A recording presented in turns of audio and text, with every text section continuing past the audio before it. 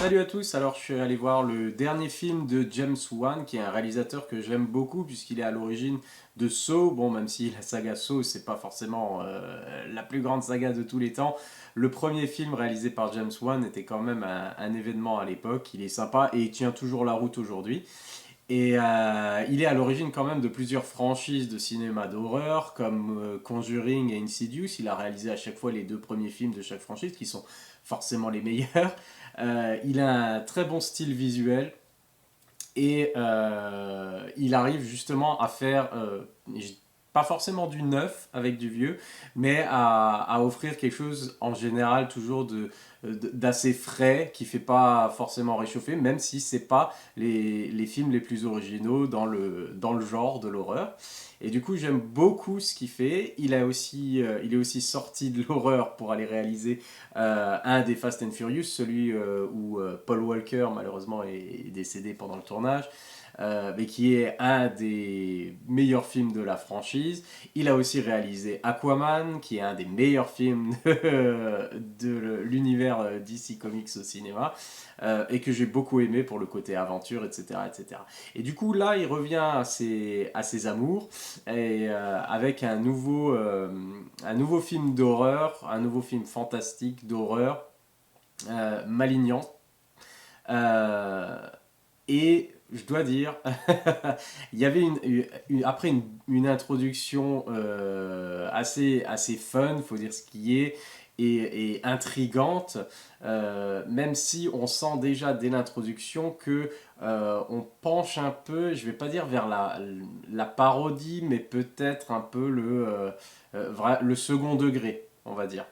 Parce que on va à fond vers enfin, on essaye en même temps d'effrayer, de surprendre, mais aussi il y a un côté un peu ah, vous savez comment ça marche, et puis on rigole un petit peu parce qu'il y a ça a l'air un petit peu je dirais pas de l'auto-parodie, mais encore une fois, voilà, je vais partir sur. Il y a un bon second degré, comme ça, on sait pourquoi on est là, on sait ce qu'on va regarder, et il sait ce qu'on veut, et il nous le file. Après ça, le problème, c'est alors une bonne scène d'introduction, sympathique, un générique. Voilà, bien glauque, comme dans le remake là, de La colline à des yeux, où on comprend qu'il y a eu des expériences, il y a eu quelque chose qui s'est passé dans un hôpital ou un asile ou des trucs comme ça, enfin des malformations, des choses comme ça. Donc on est dans le domaine, là on n'est déjà pas trop à l'aise. Et après, en fait, ça part sur complètement autre chose, puisque c'est un couple qui se fait attaquer dans sa maison, finalement, par une entité, un monstre, quelque chose comme ça, qui apparaît, disparaît, etc. Et, euh, et du coup, la femme survit, elle était enceinte, elle perd son enfant, et elle survit, et elle continue de vivre dans la maison, parce que forcément, il n'y a pas de problème. Une fois qu'elle sort de l'hôpital, elle retourne à la maison, parce que, voilà quoi. Normal, c'est là où son mari a été tué dans des circonstances absolument immondes et horribles, là où elle a perdu son bébé, mais bon, elle y retourne. Et en fait, ça résume à peu près la plupart du film, c'est-à-dire on est vraiment dans un peu trop les clichés du genre, et que ce soit en termes de personnages. L'histoire est un petit peu originale quand même, je dois le dire. Euh, Même si au fur et à mesure du film, on voit venir certaines choses et on commence à comprendre exactement. On a une idée assez générale au départ, mais on se doute bien que ça tourne autour d'un certain thème.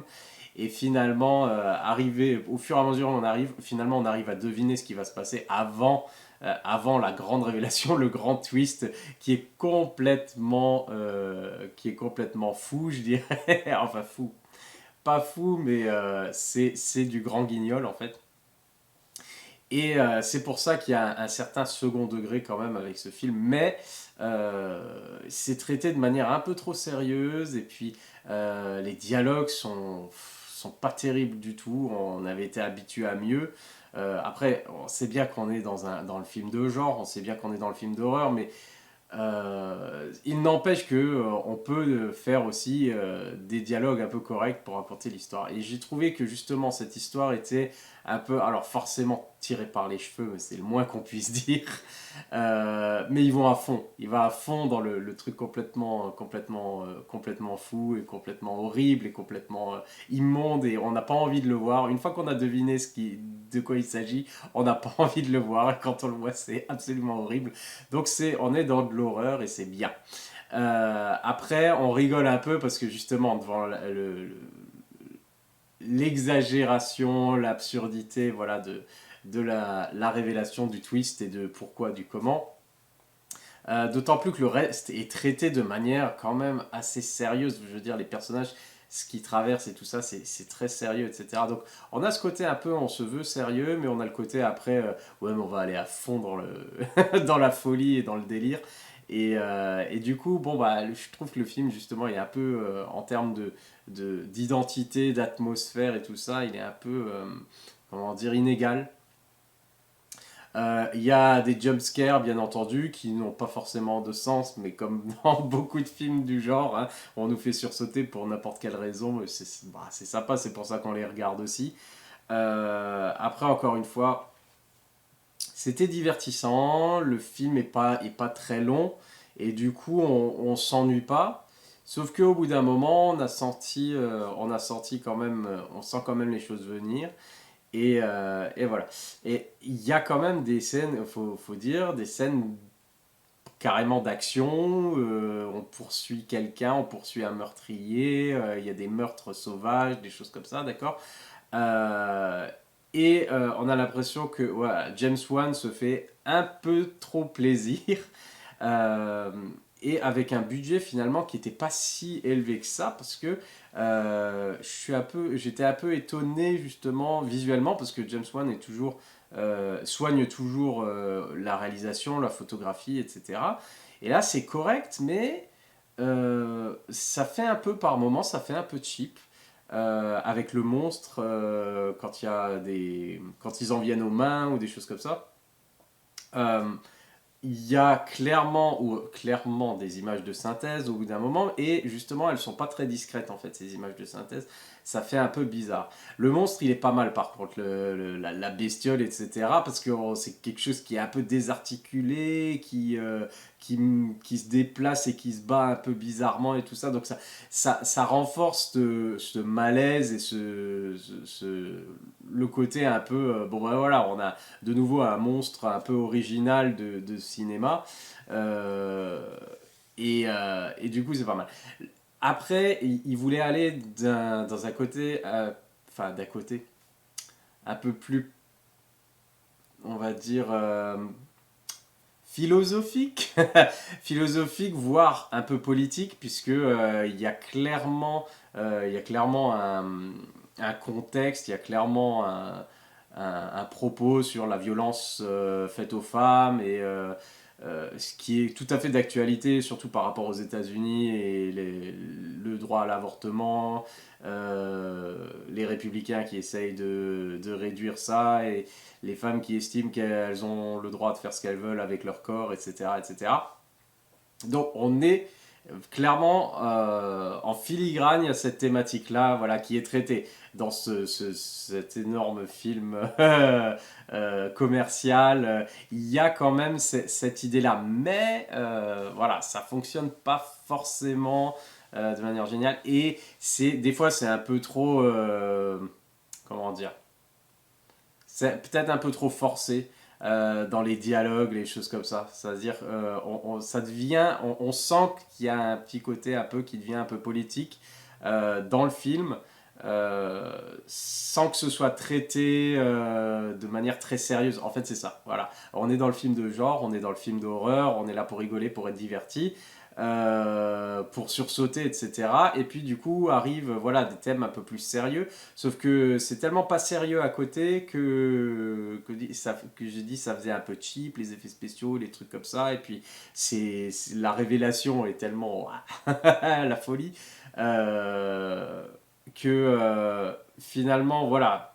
Est-ce que c'était bien d'avoir cette thématique peut-être, mais alors il aurait fallu traiter le film un peu plus sérieusement.